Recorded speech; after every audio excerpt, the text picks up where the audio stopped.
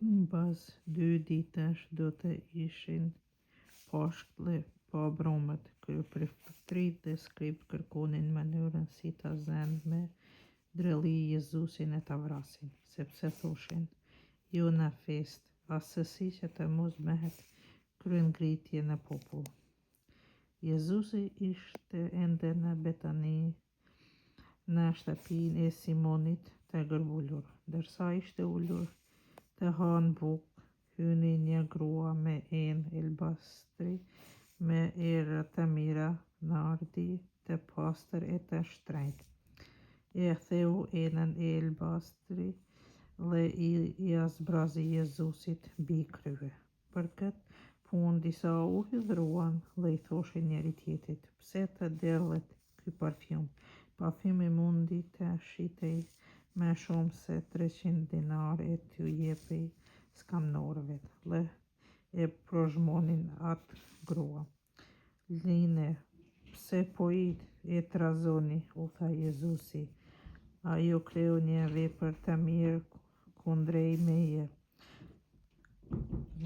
sepse skamnorët do t'i kenë gjithmonë me vete dhe do të mund t'ju bëheni mirë kur të doni, përkundrazi mua nuk do të më keni gjithherë. Ajo bëri çka mundi që më parë ma leu trupin tim për varrim. Për një mend po ju them, kudo që në botë mbar do të predikohet ungjilli, do të tregohet edhe çka bëri kjo në përkujtimin e saj. Jud Iskariot, njeri prej të 12-ve, shkoi te kryeprefektit që t'ua dorëzonte Jezusin.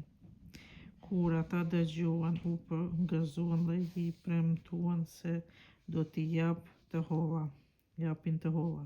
Juda kërkonte rastin e volitshëm për ta tralltuar. Ditën e parë të pabrume, kur flijohej qengji i pashkve, nxënësit e tij i thanë: ku dëshiron të shkojmë e të përgatisim darkën e pashkve? Jezusi i dërgoi 2 prej nxënësve të vet dhe u tha: shkoni në qytet e atje do t'ju takojë një njeri që mbart një katrovë ujë. Shkoni pas tij. Kur të hyj ai, thoni: Zot shtëpisë, mësuesi thot: ku është salloni im, ku do të mund të ha pashkët me nxënësit e mi? Ai do t'ju tregojë në kat një sallë të madhe të shtruar e të përgatitur. Aty na përgatiti darkën. Nxënësit u nisën, arritën në qytet dhe gjetën gjithçka ashtu si ju kishte thënë dhe e përgatitën darkën e pashkve. Kur u bë natë, Jezusi erdhi me të 12-tët. Ndërsa ishin në tryez dhe po hanin, Jezusi u tha: për të vërtet po ju them, njëri prej jush do të më tralltojë, njëri që po ha me mua. Nxënësit u trishtuan e filluan ta pyesnin njëri tjetrin: a mos jam unë? Jezusi ju përgjigji: njëri prej të 12-ve, në një që po ngjyn me mua në pjatë. Një mend biri i njeriut po shkon, siç u shkrua për të, por i miri ai që po e trallton birin e njeriut. Më mirë do të ishte qenë për të që astë mos kishte lindur fare.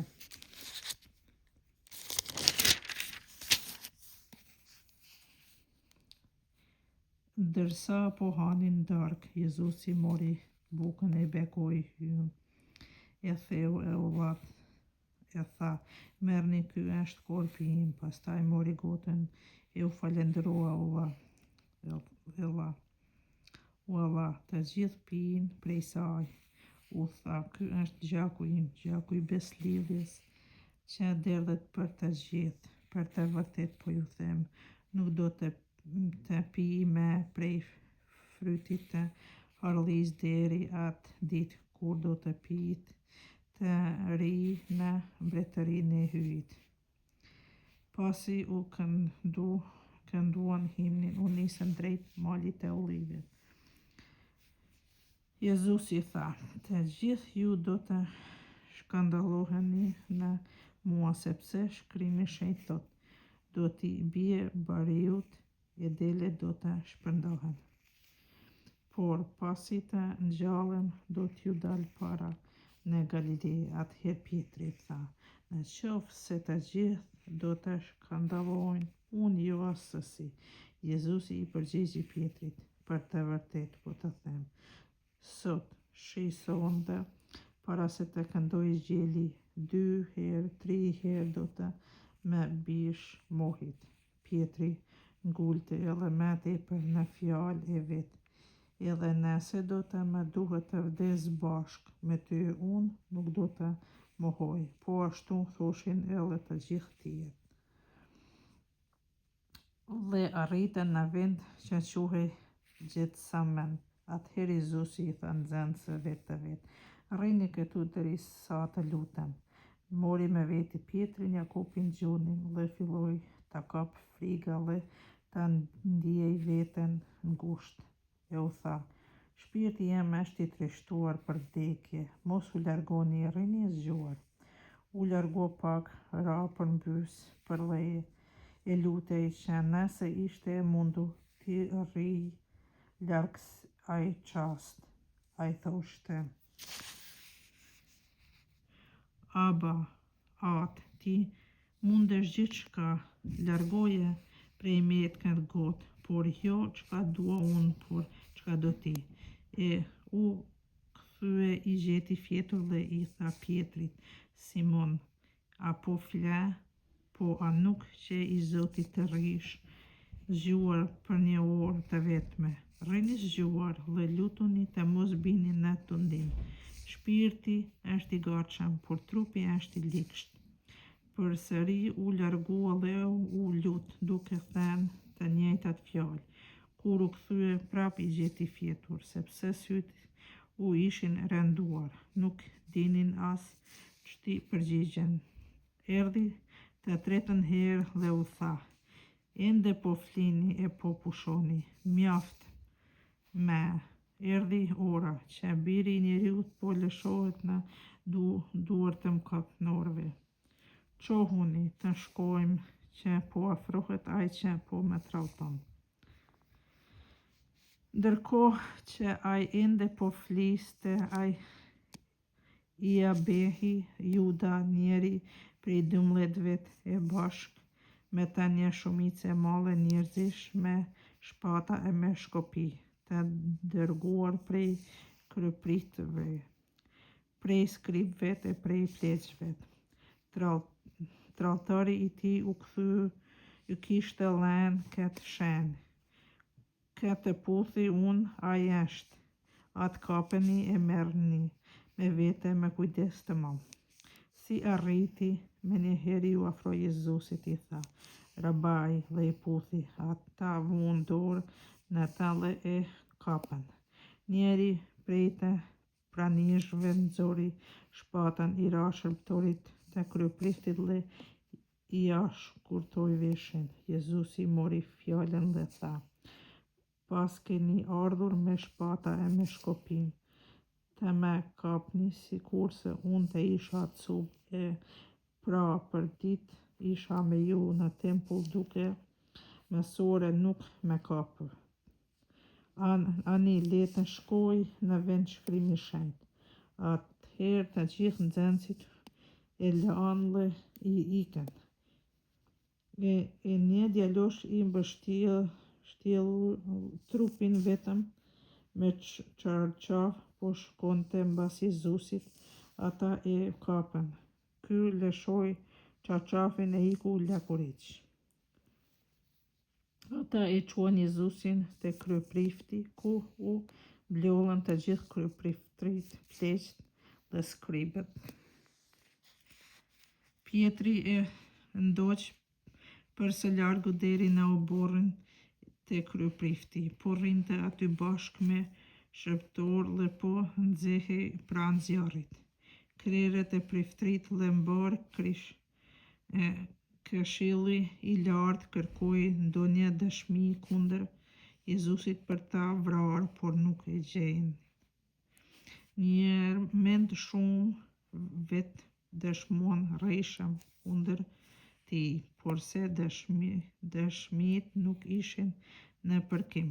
Disa u quan e dëshmuan rreshëm kundër tij e thanë: "Na e kemi dëgjuar duke thënë, unë do të rënoj këtë tempull të punuar me dorë njeriu dhe për 3 ditë do të ndërtoj një tjetër që s'do të jetë i punuar me dorë." Por dëshmia e tyre as në këtë pikë nuk ishte në përkim. Atëherë u ngrit kryeprifti në midis të këshillit dhe e pyeti Jezusin me këto fjalë: "Pse nuk po përgjigje asgjë? Çka po dëshirojnë këta njerëz kundër teje?" Jezusi heshtonte, nuk përgjigjej asgjë. Kryeprifti prapë pyeti i tha: "A je ti Mesaja, biri i Hyjt të bekuar?"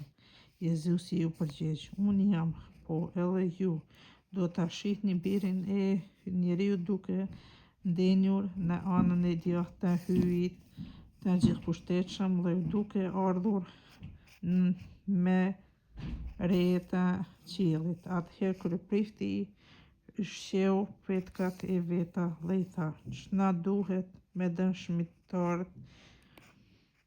Ju vetë e dëgjuat blasfeminë. Çdo ç'ju thot mendja, të gjithë gjykuan se meriton të vritet." Atëherë disa filluan ta pështynin, t'ia mbulojnë fytyrën e ta rrahin grushta e tij, thonë: "Profetizo, e shërbëtorë i binin shuplaka." Ndërsa Pietri ishte poshtë në obor, erdhi një shërbëtor i kryepriftit dhe kur e pa Pietrin duke u ngrohur, ia lëshoi mirë sytë dhe tha: "Edhe ti ishe me këtë Nazareas, me Jezusin." Ai e mohoi me këto fjalë: "As di, as po marr vesh se çka po flet." Pastaj u çua doli në treme edhe gjeli këndoi. Shërbëtorja kur pa filloi t'u flas të pranishmëve: "Ky është një prej tyre." Pietri prap mohoi. Pak më vonë edhe aty që ishin aty i thanë Pietrit: "Me të vërtetë ti je një prej tyre, se po ti i Galileas je." Atëherë ai ju filloi të lëshoi feje: "Unë nuk e njoh atë njeri për të cilin po flisni." Menjëherë gjeli këndoi për së dyti e Pietri ju kujtua fjalë që Jezusi ia tha: "Para se gjeli të këndoj 2 herë, 3 herë do të më mohosh." Dhe shpërtheu në vaj.